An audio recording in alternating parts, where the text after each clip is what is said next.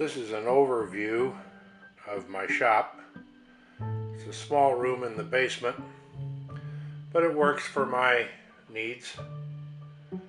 Thanks to Tammy, I've got some pretty nice equipment in here, and she's gotten it for me for birthdays and Christmas and Father's Day over the years.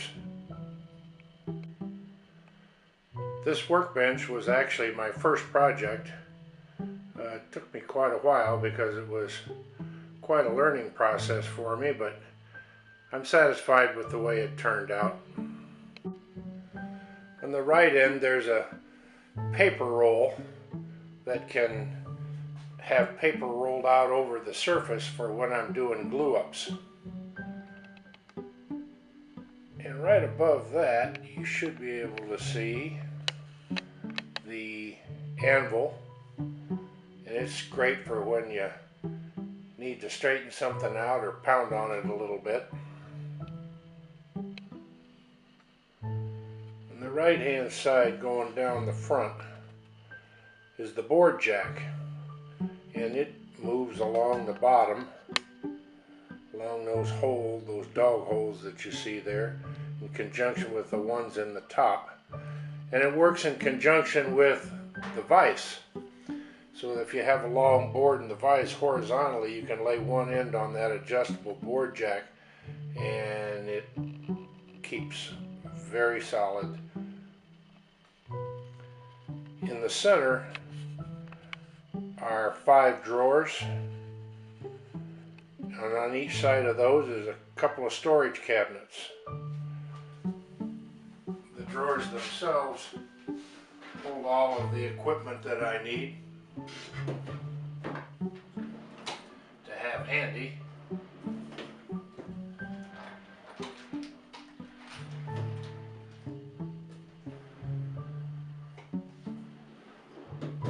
And I also store screws and fasteners that I need on a frequent basis.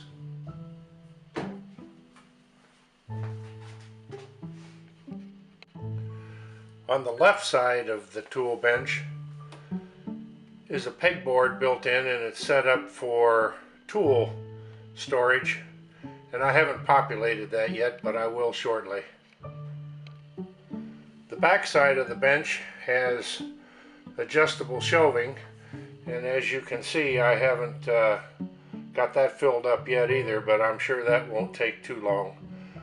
Because it's up against the wall at the moment, I put things in there that I don't need to get to very frequently, but I want to have handy. With the dog holes, I can add other devices, such as this small vise for when I'm doing delicate work and so forth. I also added a couple of mechanical hands here to be the third hand for when I'm soldering or something like that. Works pretty well. And if I need to do something a little bit more heavy duty, I can mount this 360-degree swivel vise, and it handles anything that's of any weight or substance that I really got to lean on.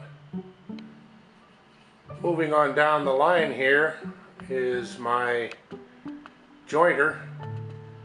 It's a 6-inch joiner, and it does quite a nice job on chewing boards up.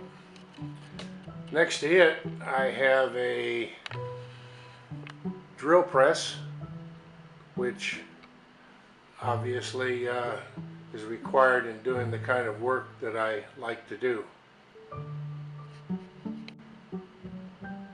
Next to it is my dust collection system, which keeps a fair amount of the dust out of the air. I'm hoping to get an air cleaner system in here soon. Of course, my table saw is the workhorse of the whole place. It's a 10-inch table saw, and it's a contractor saw, and it works quite nicely.